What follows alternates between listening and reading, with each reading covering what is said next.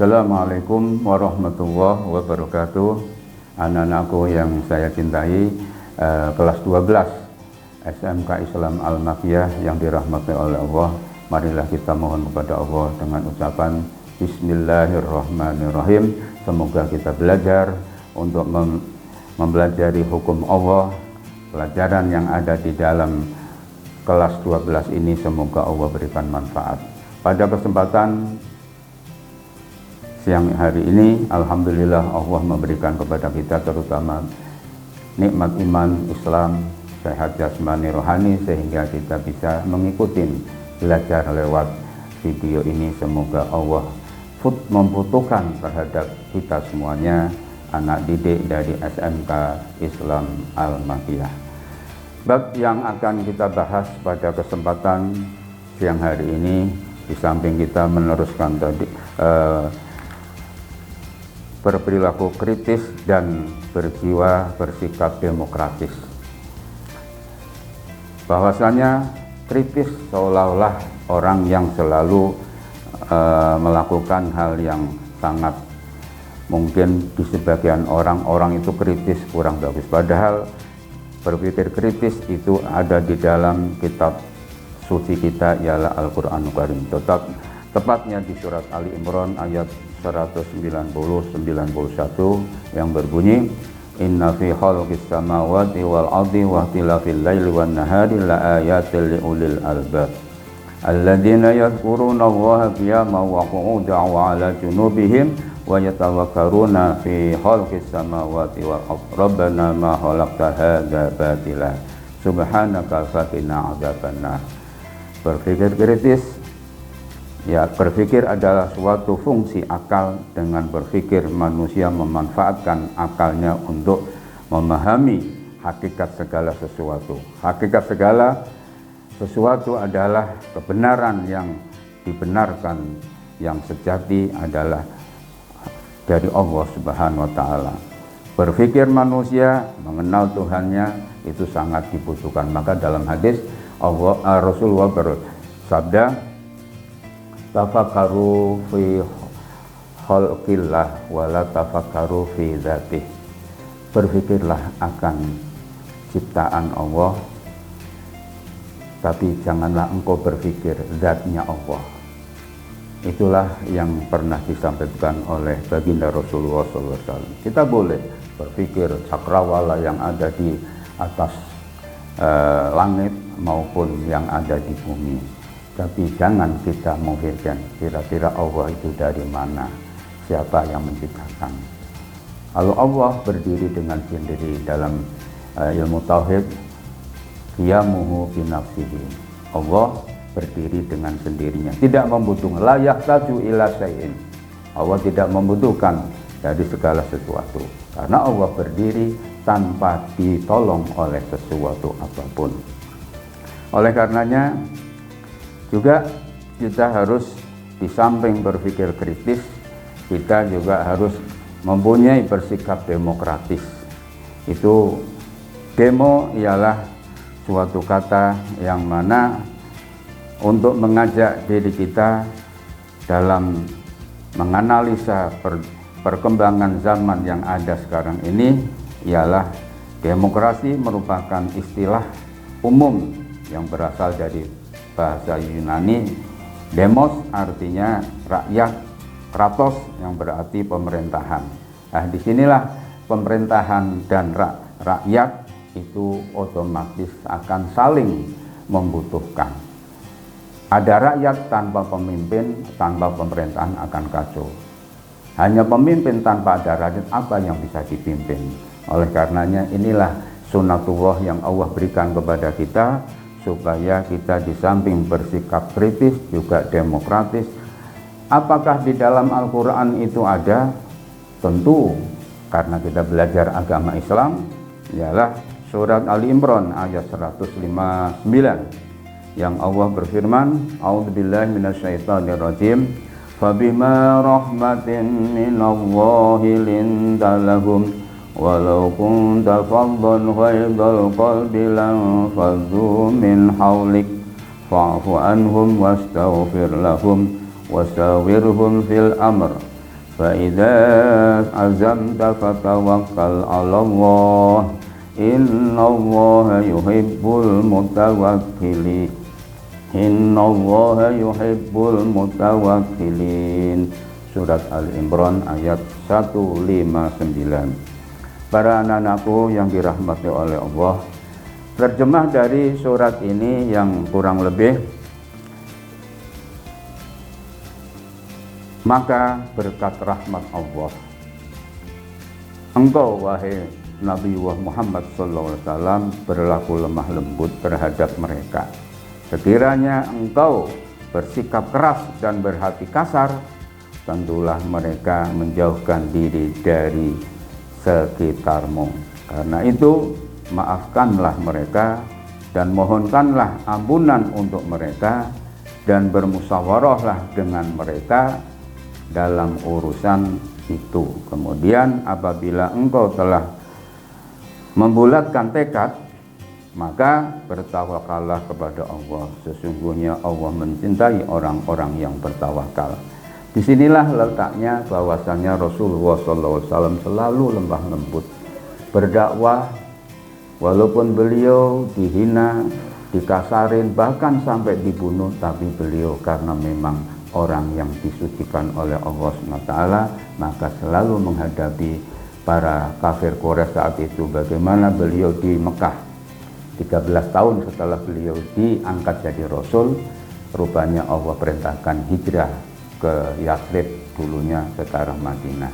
Baru jadi 13 tahun di Madinah, 10 tahun, 23 tahun beliau hidup di Mekah dan Madinah. Tapi sebelum beliau diutus, jadi sebelum diutus berarti umur berapa?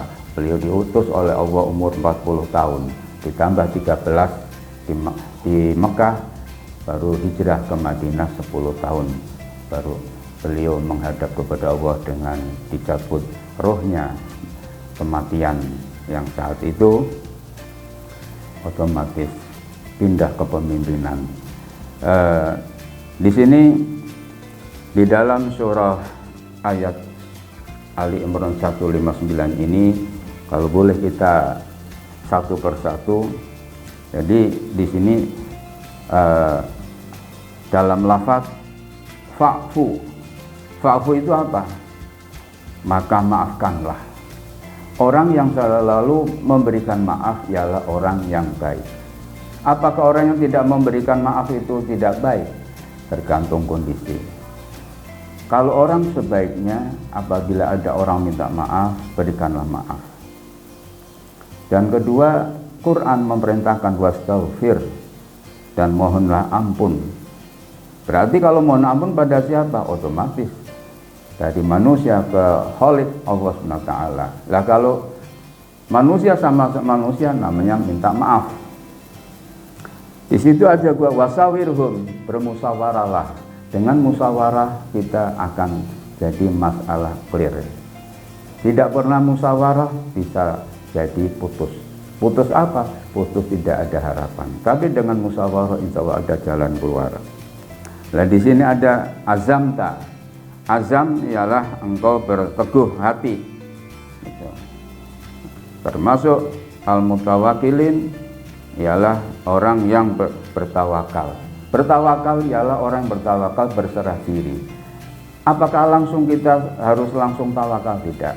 Harus mengikuti prosedur. Sebelum tawakal ada ikhtiar, usaha.